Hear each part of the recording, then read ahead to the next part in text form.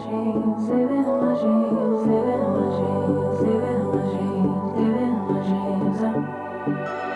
had a dream last night. Did everything I never do in real life. Hey y'all, hey, welcome back to my channel. If you are new here, what up though? My name is Jessica Lauren. I'm super passionate about helping goal getters ditch those excuses, do the work, and make it happen. So if you like things like productivity, goal setting, planning, and just getting your mind right and overcoming your fears, then you are in the right spot. So what are we talking about today? Well, today we are doing our first monthly reset of the year 2025. That's right, February is knocking on the door. She's a couple days down the street, okay? And so with January wrapping up, what I like to do every month is just review what worked well, what flopped, what was some hits and misses, what worked well, what needs improvement. It's just a chance for me to review the month of January, right? We talk a lot about productivity and goal setting and setting goals here on this channel that I feel like it's only fair if we go back and reflect on the good, the bad, the ugly. So that's when I'm going to spill all the tea about what worked in my life and what needs some help, because I am not the productivity queen. I am still learning and unlearning things. So without further ado, let's dive into our February reset in hopes that just reflecting on what all popped off in January will help us make better, more informed, sustainable decisions moving forward in February. So let's get on into it. So first things first, let's do a quick little glance at my goals for January. My big goal for January was to revamp my 12-week planner. So back in December, I launched this brand new spanking digital planner. It's called the Everyday Life Essential Planner, and it is brand new and shiny, honey. And so people started buying my 12-week planner. And as I was looking at it, I was like, oh, my 12-week planner, which was my first one, looks like my first planner. Like it just needed some design tweaks or whatever. So my biggest goal was to go through and revamp the 12-week planner. It's called the Big Goal Action Plan. My second goal was to not only do that, but was to design financial inserts for my digital planner. So think budgeting, debt snowball, all of that jazz. Like I was going to come out with a mini planner to go with the big planner, right? Y'all sticking with me. I had big planner goals. And then my final goal, this might sound silly, but it was a true goal because I was tired of being treated any old kind of way.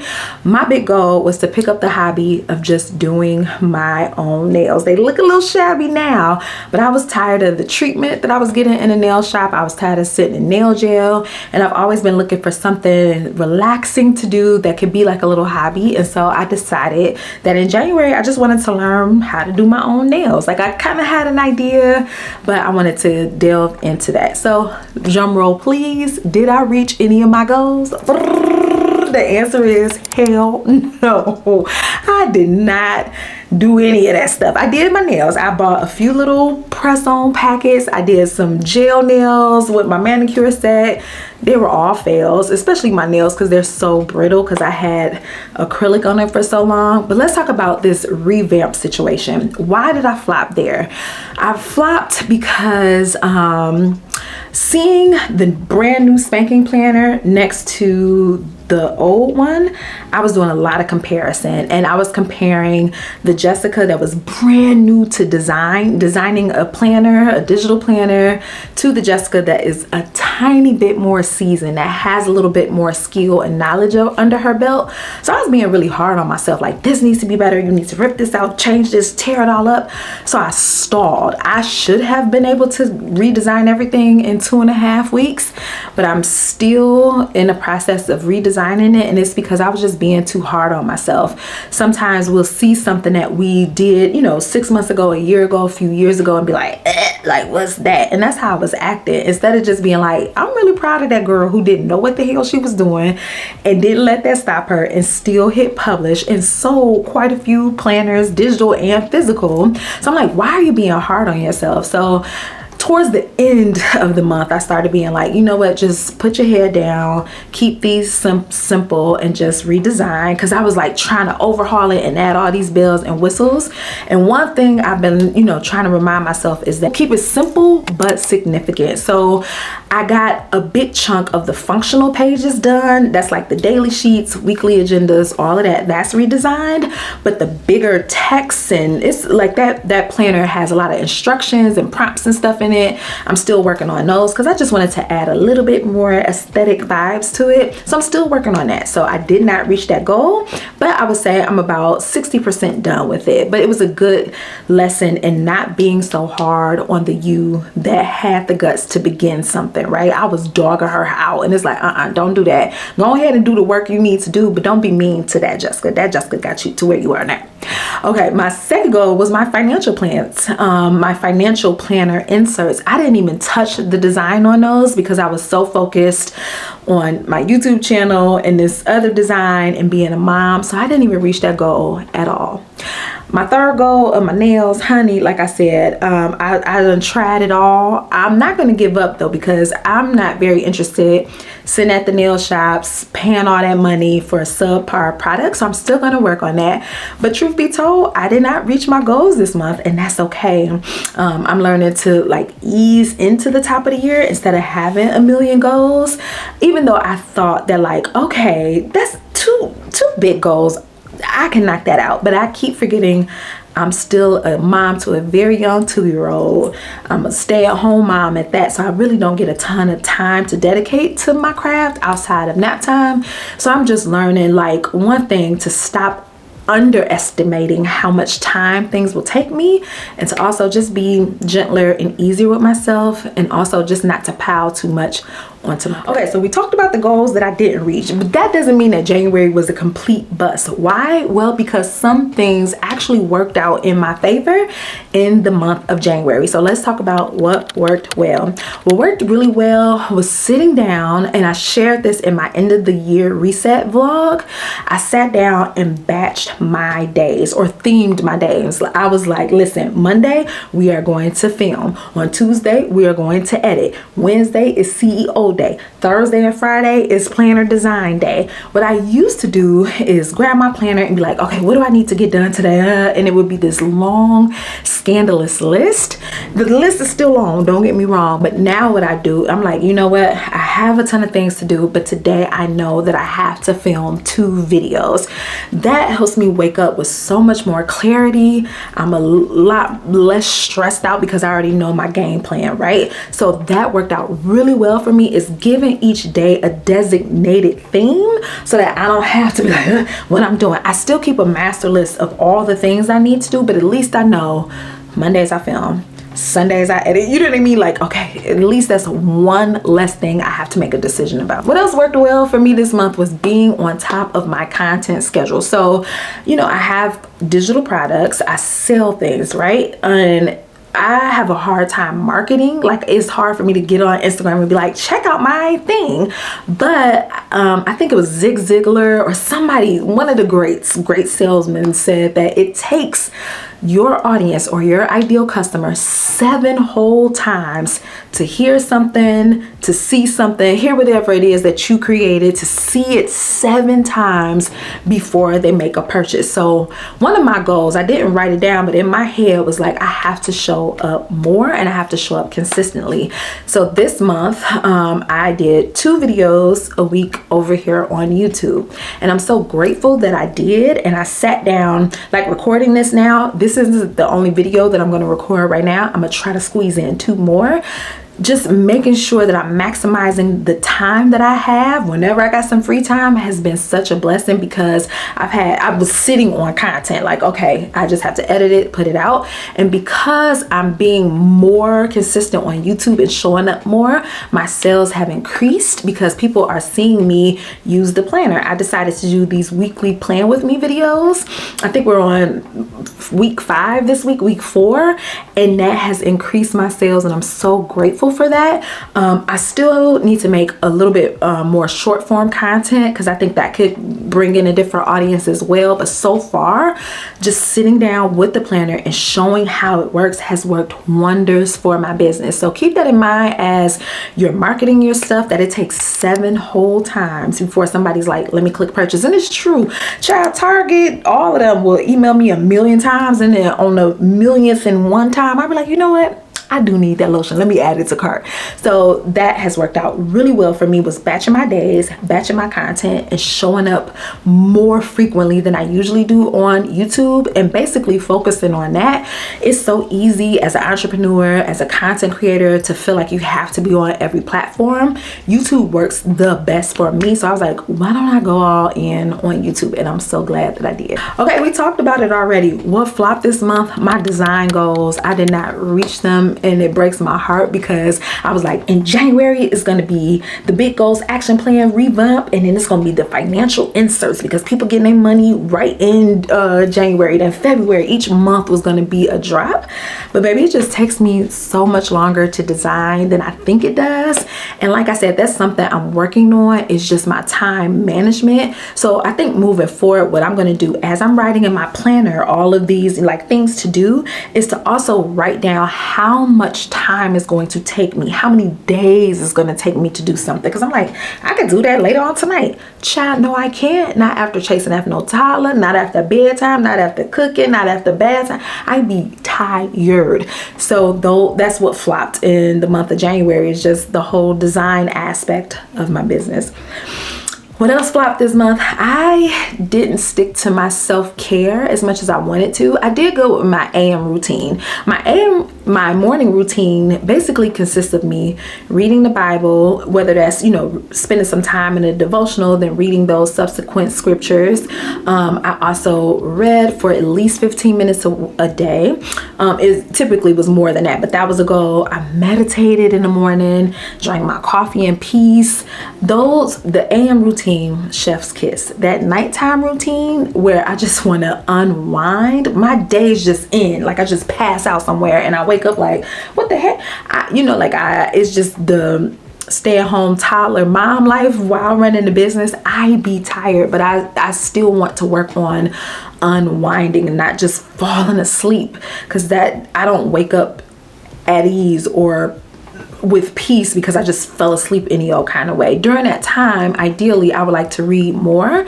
I'm currently rereading The Mountain Is You by Brianna Wiest, and that is all about self-sabotage. I feel like reading self-help books at night helps me to retain the information, and then in the morning I can solidify it with my reading the Bible and praying and meditating. So my PM routine, just the showering the day away and taking off my makeup, and my nighttime routine is literally dedicated to my family. Like, what do they need? That I just crash out. I literally don't have any energy yet. I want to steal some of that time for myself to pour back into myself, so that when I wake up, I'm not grumpy and mad and irritated. Because I don't know if y'all know this, living with a 2-year-old is hard. He is temperamental, and he's allowed to be temperamental because that's where he should be developmentally, but I can't be walking around like that. I'm no good to nobody like that. So I try to keep my attitude in check by pouring into myself in the morning, but I really need to do it at night too. Okay, what needs improvement this month? My workout routine. I was able to go to physical therapy. I did a lot of the yoga lattes through Ariana Elizabeth's channel. I'll be sure to link it below because baby, she will get you in shape. But I wanted to move my body at least 30 minutes each day. I'll show you guys my habit tracker for the month. As you can see, it's a little bit spotty because I was going to physical therapy, and in my heart of hearts, they'd be like, okay, physical therapy was yesterday. That doesn't mean I can't get up and do X, Y, and Z, but physical therapy low-key kicks my butt. So I need to figure out what's a low impact way for me to do physical therapy and still move my body intentionally for 30 minutes a day. I am 40 now, and things be creaking and cracking when I bend and wrestle with my son, and I just need to improve my mobility and my malleability. So that's what needs improvement this month, is just coming up with a more consistent and sustainable movement schedule, whether that's dancing with my son or going out for a walk. We've been in the polar vortex. I'm here in Chicago. The weather has been brutal, but doesn't that mean like I can go to the gym and walk on the trip? Whatever. I need to figure that out. Okay, what needs to stop? Baby, I am so tired of how much I consume. Okay, I just feel like I'm really attached to my phone and notifications and alerts and YouTube and Instagram and what's on TV. My brain is fried. So moving forward in February, I really want to be intentional about screen time in general. Just like, what am I consuming? What even am I reading? Just what am I letting in to my body nutritionally and spiritually? I feel really clouded a lot of the times because it's just so much information all the time, especially with our political climate here in the US. It is stressful, and I've been feeling the anxiety coming up, the stress coming up. I have to do like these affirmations throughout the day just because I know too much about nothing and everything, and I could feel that my brain and my spirit needs a break. So that's what I'm working on stopping in February, is how much I'm utilizing my phone. Like, I don't think I can exit out completely, but do I need to be on it for hours at a time, which doesn't truly happen. But like, you know, if my son is sitting down watching Miss Rachel, then I'm like, okay, what's going on Twitter? Baby, leave a physical copy of a book next to him, the Bible, something else. Fill your spirit with something else because it is too much. Okay, now we can move along to our content corner. Here's where I talk about what I read and watched in January. Okay, so I read Between Friends and Lovers by Charlene O. Bobby, and I love the book. It was so good. I think I gave it 4 stars on Goodreads.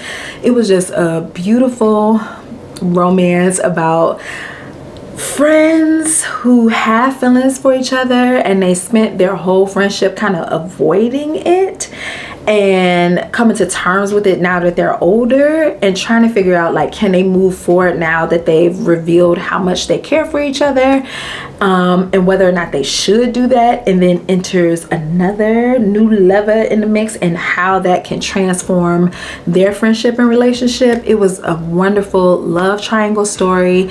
It was one of those unrequited love stories, like when one person is in love with somebody and the other person isn't reading the room, and then they start reading the room until the other person done moved on. I have been in that situation, so it was just a really fun read. The author is a Black woman. She's also a physician. I follow her on Instagram. She is hilarious. The character in the book was also a physician and an influencer, so it was interesting to see her balance social media and being a doctor, and her best friend is a movie star. It was just like a really fun book. So if you're looking for a little bit of spice, it was a little spicy, nothing too caliente, a little bit of spice, and just a fun, light, super quick read, check out Between Friends and Lovers. It was a good read. Right, now y'all know I am a thriller girly, so I read The Arrangement.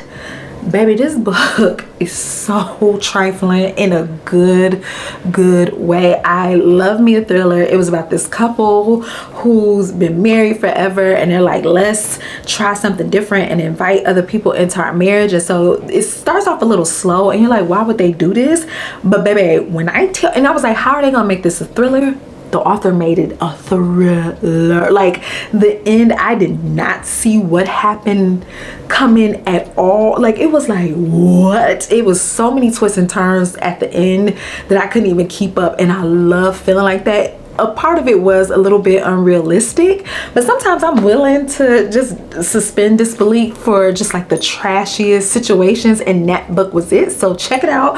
All the books will be linked in the description. That was such a fun listen. Y'all know I'm an audiobook girly. I will get the physical copy if I could get my hands on it at the library, or the ebook, or I'll purchase it. But my primary way of listening is during my closing shift at night, with, you know, as I'm cleaning up the house and folding clothes. I will put that on, and I will like speed through a book. So if you want just the craziest thriller, check out The Arrangement. I'm also reading Parable of the Sower, which is a little bit heavy right now, just because it's mimicking a lot of what's going on in our society, and it's a lot heavier than I kind of want to read. So I'm reading it slower than I want to.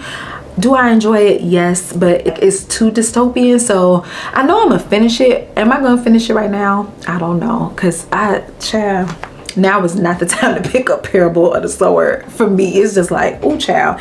I'm also finishing up She's Not Sorry by Mary Kubica, and this is another thriller set here in Chicago about this lady who's a nurse, and one of her patients has something, you know, she has a horrible accident, and she's waiting, you know, being a nurse to her patient, and what looked like an accident may not be an accident, and we're trying to figure out who done it. And again, I'm an audiobook girly. I also have the ebook from Libby.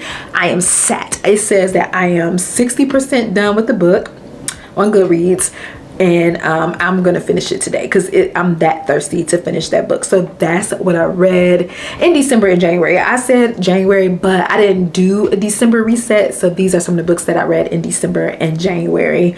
Yeah, it's been a good reading month for sure. What do I give these books? So I said 4 for Between Friends and Lovers.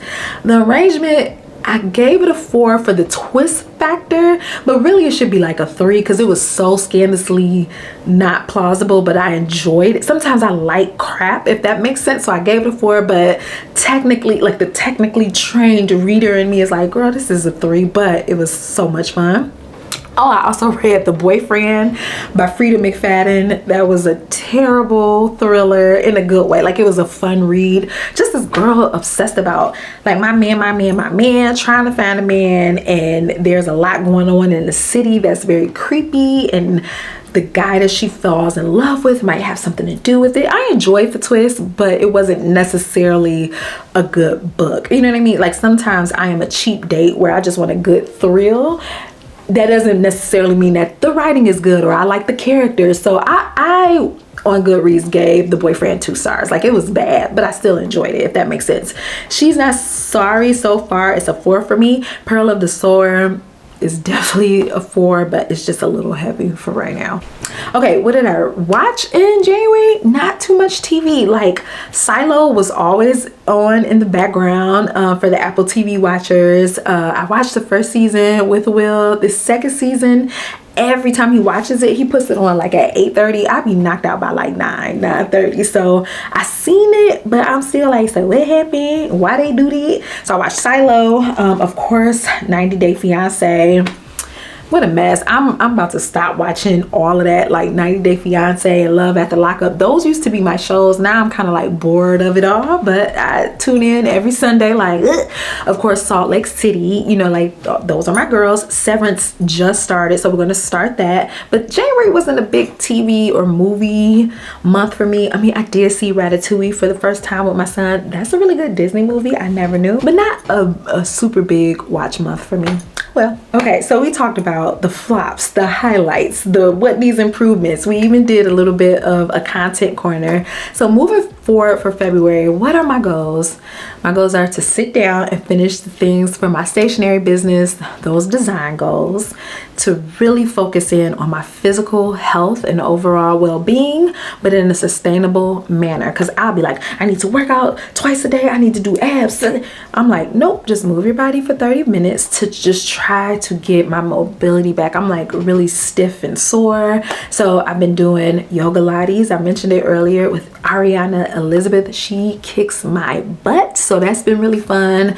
And just being mindful about what I put in spiritually and nutritionally. Like, I have to get better at those things. So in a couple days, I'm going to be back with a video where I'm sitting down with my planner and actually like writing out and committing to my February goals, and doing our vision board and our weekly focus and all of that stuff. So come on back to this channel so you can watch that. I want you to grab your planner and your goals so that we could do that together. Thank y'all so much for just spending a few minutes with me and just reviewing how the month went. I know that it just helps me figure out like, okay, I felt like crap in January. I want to feel better in February. So what needs to be done? Okay, I need more nutrients. I need to watch what I'm consuming, so on and so forth. It just helps you make better decisions moving forward instead of doing the same thing over and over, expecting different results. All right, y'all, let me know in the comments What's your reset routine? What do you do? Do you like to go over your finances? Do you do a complete cleanup of the house? I know the spring is hopefully coming. I know it's only like about to be February, but I'm like so over. It's been like wind chills of -20 here. So I'm already like, let's go get some flowers. Let's go get some cute candles and all of that jazz. How do y'all reset? Let me know. Thank you so much for tuning in. I will see you in the next video. Bye.